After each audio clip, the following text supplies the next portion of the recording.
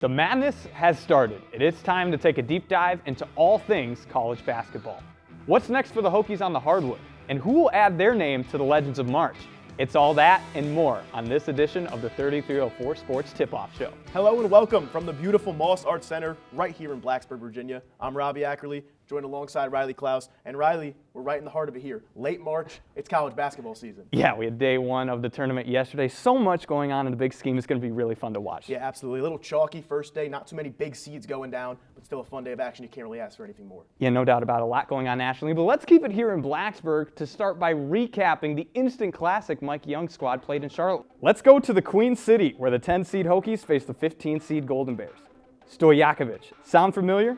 Page's son Andre got the sharpshooter genes. He started the game off hot, 3 for 3 from the right wing, and he'd later be named to the all-tournament first team. All tied up at 25, Rechsteiner has a rebuttal for the Hokies from downtown. Let's skip to the second half. Somebody order slamming? Toby Lawau serves it in the cup from the lob by Rechsteiner. Jumping ahead in the second half, 20 seconds left. Cal needs a bucket, but that's not a bird or a plane. It's Toby Lawau who leaps to send the ball into the stands. Hokies look to inbound the ball, but it's taken away by DJ Campbell. He'll drive all the way to the lane, and he's fouled. A plot twist results in Campbell splitting the free throws to tie it all up, and this last-second Hail Mary from the Hokies falls short, which means extra basketball, OT. Petritis ties it up at 65, but another 5 minutes wasn't enough. Double OT. Who else? Andre Stojakovic with the clutch bucket keeps the Golden Bears up for good, and Cal defeats Virginia Tech 82-73 in an instant classic. Robbie, that was quite a ball game and really a heartbreaker for the Hokies. Yeah, absolutely a heartbreaker. And let's just take a look at this season as a whole, because we had an all-time quote from Toby Lawau, and in a sense he said they overperformed expectations. And I agree with that. Of course, if you look at the preseason rankings, Virginia Tech did overperform that. But for me, when I look at how they played, I think they left a lot of wins on the table, Riley. Yeah, no doubt about it. A building season for sure for Mike Young's team. But there's lots to look back on this edition of Mike Young's squad. But the future may look a little different as well. What's next for Virginia Tech men's hoops? Let's hear from Miles Jordan. A large-scale departure of a group of people from a particular place or situation, often happening simultaneously. That is the definition of mass exodus, something Virginia Tech men's basketball program has experienced far too often in recent years. Last year, it was Sean Padula who rebelled against the Hokies and took his talents to Ole Miss. MJ Collins and Tyler Nichols swapped out the maroon and orange for Vanderbilt's black and gold. And hey, at least the weather's nice for Lynn Kidd down in Miami. This season was no different to last. And just one day after Selection Sunday, where the Hokies weren't picked for the third straight year, 3 Hokies put their hat to the transfer portal. Rodney Brown Jr. started a domino effect and was the first Hokie to enter the portal in 2025. Brown Jr. came over from California, where he played a single season for the Golden Bears before coming to Tech. On the East Coast, the 6'6 sophomore averaged 4.1 points, 2.1 rebounds, and 1.8 assists in his first year in Blacksburg. While he was injured and sat out double-digit games this year, when he was on the floor, he lit a spark in the Hokies' offense as a solid shooter from deep and a tertiary guard when Rechsteiner and Hammond weren't on the floor. Now, he will look for his third home in the past 3 seasons. Less than an hour later, Jaden Young announced that he would enter the portal and was the first of Mike Young's high school recruits to leave the Berg this year. The sophomore guard from Greensboro, North Carolina, had a breakout year in his second season under Coach Young's offense. The talented shooter tallied 8.1 points, 1.7 rebounds, and 1.4 assists per game, and erupted in the final third of Tech's season. He captured a career-high 27 points in a win over Miami, and 26 just 9 days later in an overtime victory over Syracuse. While he didn't end his Hokies career on the highest note, shooting 1 for 11 from downtown in Tech's double overtime loss to California in the ACC tournament, the young guard has a high ceiling, one he will hope to test at his new program. Later that day, Patrick Wessler, a 7-foot giant in the middle of the paint, followed his teammates out of Blacksburg.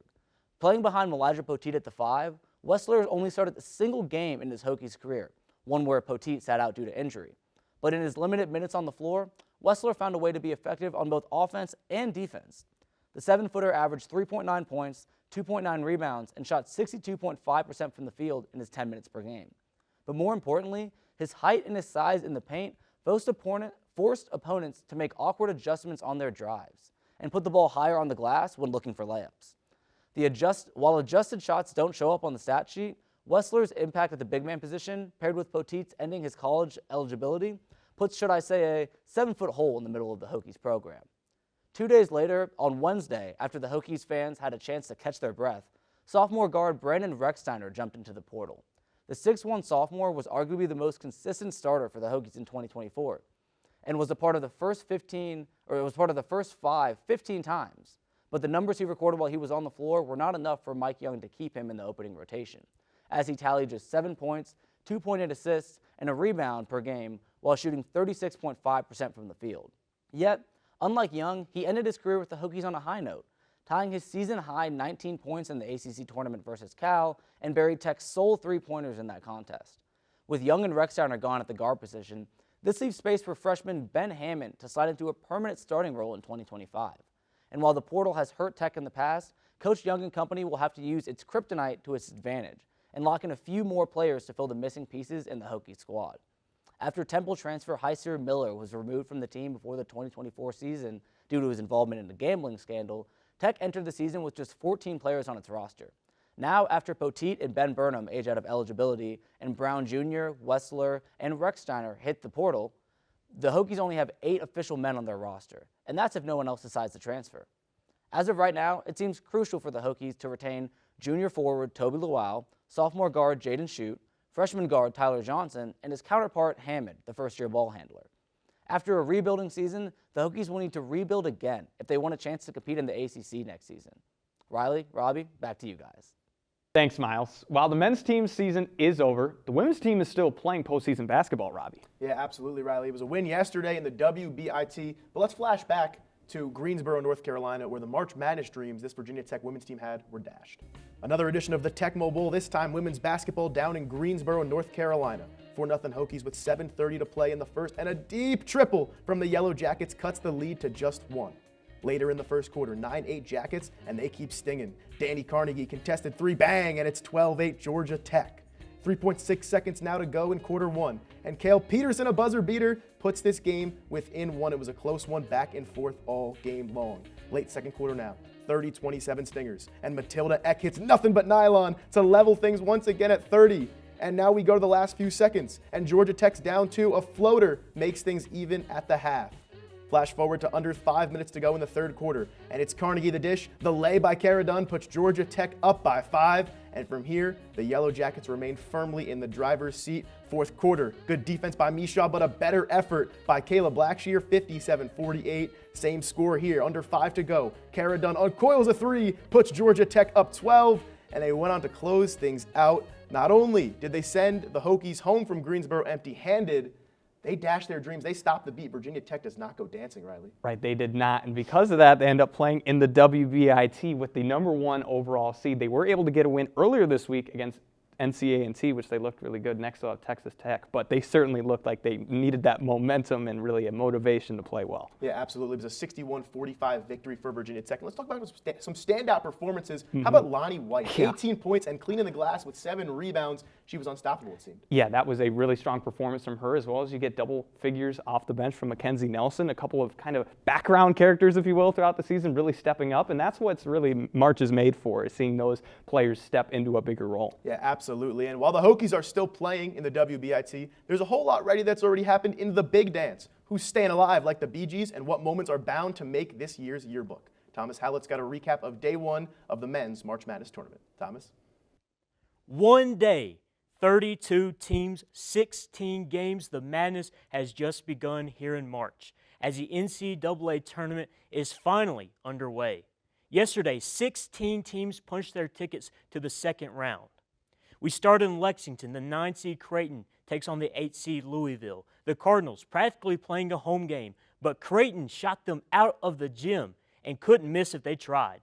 Stephen Ashworth, playing like the Mortgages do, leads his Blue Jays to the victory, along with a double-double from Jemiah Neal. In the second round, they will play the 1 seed Auburn, who took care of business against Alabama State.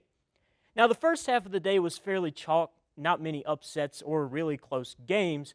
However, that all changed with the McNeese State Cowboys, led by the boombox-bearing manager, the viral sensation Amir Khan. The Cowboys carried that swagger into their showdown with 5 seed Clemson, where they almost blew a 24-point lead, but the Cowboys closed it out, punching their ticket to meet the Boilermakers in the next round. Now, that was not the only upset as the day, as the Drake Bulldogs toppled the 6 seed Missouri, Bennett Sturts had his dogs barking in the early going. Now things got a little hairy down the stretch, but the Bulldogs slammed the door shut, winning by 10. Now going to the West region, John Calipari leads the Razorbacks to a tournament appearance in his first season at the helm, but unfortunately for him, awaiting in the other corner is another legend, Bill Self and his Jayhawks. It was a 3-point game at halftime, then Arkansas came out firing, opening the game up. However, Kansas would not lay down. They stormed back to take the lead, only for Arkansas to barely outlast them in the final seconds. Coach Cal will meet Coach Rick Pitino and the Johnnies for Providence supremacy. Now, as you can see here are the upcoming games for Saturday. A few Cinderellas have a chance to dance a little longer. Drake against Texas Tech, McNeese State versus Purdue. And then we just all around have some good games. Auburn-Creighton, I think that has upset potential. And then Michigan A&M should be a good one. Arkansas St. John's. Do you need to hear any more? A battle of coaching legends. Houston Gonzaga, I think, will be very entertaining as well. Now, it wasn't the craziest opening day ever, but there are a few teams who are making names for themselves in the quest for a national title. Thank you, Thomas. Great stuff as always. And Riley, like Thomas just mentioned, it was a great day of action. We had 4 upsets: Arkansas, McNeese, Drake, and Creighton taking down higher seeds. It was an amazing day. Yeah, we're getting a little bit of taste of what's going on with March. And, I think there's going to be a lot more to come as well in that category. Yeah, absolutely. But let's talk about some standout performances, Riley. I know you've got your guy, I've got my guy. Let's give our player of the day from yesterday. Yeah, I'm going to give it to Pharrell Payne from Texas A&M. Off the bench, 25-point double-double with the rebounds being that second one. He went 10 for 12 from the floor, and shout out, he's from my homeland, land of 10,000 lakes, right near my hometown. So, yeah, a great game from him. And a lot of people counted Texas A&M out. They thought Yale was going to pull off the upset like they did last year. For me and my player of the day, I'm going to that Creighton-Louisville upset. Creighton smashed them. It was 89-75, and everyone thought Louisville was kind of misseeded in this one. Apparently not. Creighton handled business with ease, and it was Jemiah Neal, 29 points, 12 rebounds, 6 assists. An incredible day for him, and one he certainly won't forget as Creighton now heads into the round of 32. Yeah, it felt like they were shooting so well, and then you add him on top of it, being able to get a bucket at any point. That's something impressive. We've had a large share of legendary moments throughout the year in March, but let's get nostalgic with some of the best underdog stories in the history of the tournament. Sophie Anderson's here to take us through time and look at the top 3 teams who fit the glass slipper just right. Millions of Americans have just filled out their March Madness brackets, hoping to achieve the perfect one. If you're one of those people, odds are you looked at the data and analytics. But the reality is, no matter how much you research, your bracket will get busted. But that's what makes March Madness special. It's not about a perfect bracket or predicting the scores. It's the chaos that comes from the upsets. No other sporting event offers the sheer number and quality of upsets like the Big Dance. Every team comes in with a clean slate, and the single-game elimination style leaves little room for mistakes. Over the years, it has produced some memorable moments, but in my opinion, these 3 upsets are the greatest in tournament history, embodying the magic of March. At number 3 is one of the most iconic games in basketball history, the 1982-83 NCAA championship game. The 6-seed NC State Wolfpack against the heavily favored 1-seed Houston Cougars. Houston was stacked with talent, including future NBA legends Clyde Drexler and Hakeem Olajuwon. Their playing style, coined Phi Slamma Jamma, was explosive and dynamic. With a star-studded team, who could stand in their way? Enter the Wolfpack. While NC State wasn't a bad team, no one expected them to get this far. Finishing in the middle of ACC play, they willed their way to a conference championship and kept the momentum rolling in March. Their performance in the tournament can be described in one word: clutch. Dubbed the Cardiac Pack, 4 of their 6 games were decided by 2 points or less. After a solid lead in the first half, the NC State Wolfpack wavered, allowing Olajuwon to dominate and get Houston back in the game. But the Wolfpack was able to tie up the game due to some strategic fouling, exploiting Houston's poor free throw shooting. With 5 seconds left, State's point guard Derek Wittenberg got a shot up that was well short.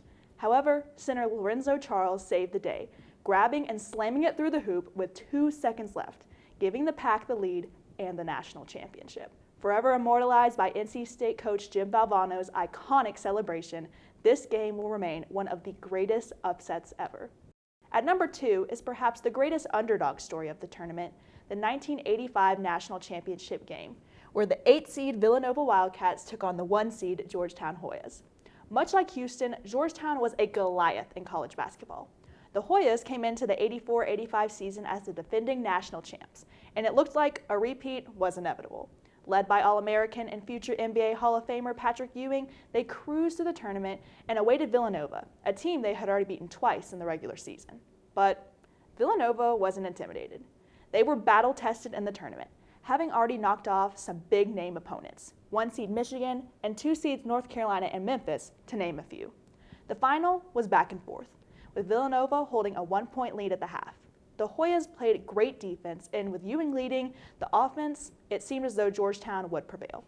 However, some fouls and injuries temporarily sidelined Georgetown's stars, and Villanova took advantage and extended their lead. However, the Hoyas' star power returned to the game, and they were back in it. But despite Georgetown's resurgence, no one could stop Villanova's hot hand. The Wildcats shot a record 79% from the field as a team, making all but one of their shot attempts in the second half. With some clutch free throws in the final seconds, Villanova sealed the win 64-62. The first national championship game with a 64-team layout, dubbed the perfect game by some, was one to remember, remaining a classic upset amongst basketball spectators and scholars alike.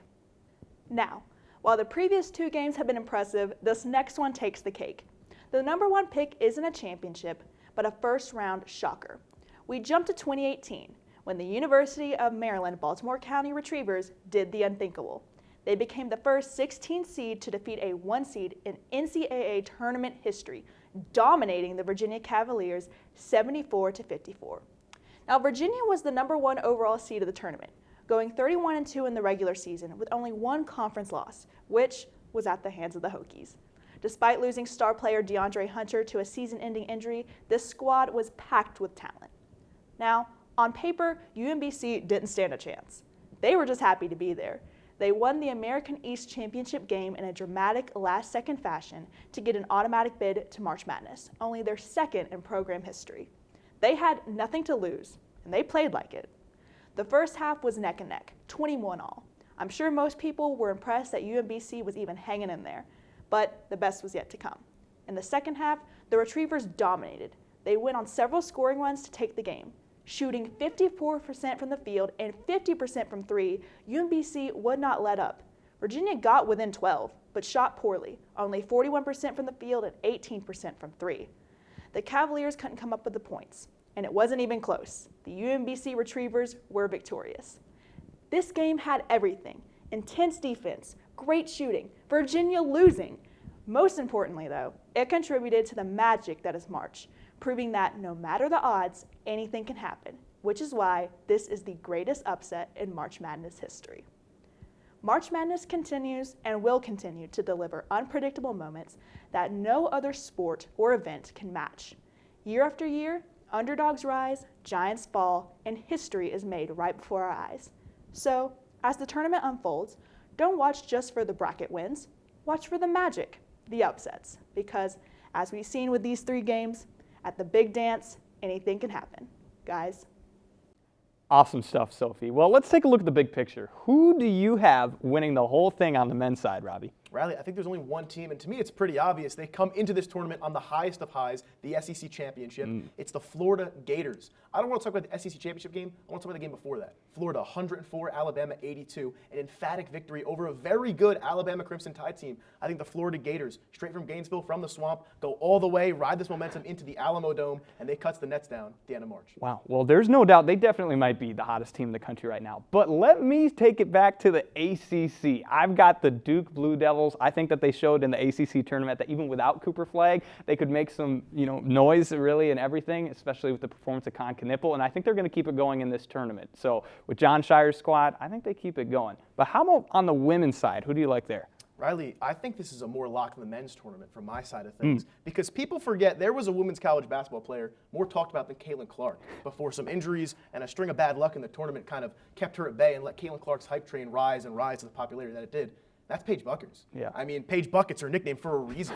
This UConn team is very talented. I know they're a 2 seed, but I can see them going all the way. I think it's a storybook ending for her in her last season at UConn. Give me Paige Buckets and the UConn Huskies cutting down the nets. Well, let me tell you, Robbie, I've got them in the championship, but I don't quite have them winning. I've got Don Staley and the South Carolina Gamecocks running it back and getting another championship, adding some more hardware. I think that the program they've had over the last few seasons is incredible, and I've got them doing it again. But that will do it for this week's 3304 Sports Tip-Off Show. For our reporters, Miles Jordan, Thomas Houtlett, and Sophie Anderson, we say thank you for watching. Make sure to subscribe to our channel, follow us on social media for more content, and listen to the action live on Mixler. Saying so long for now, I'm Riley Klaus, he's Robbie Ackerly, and we'll see you next week.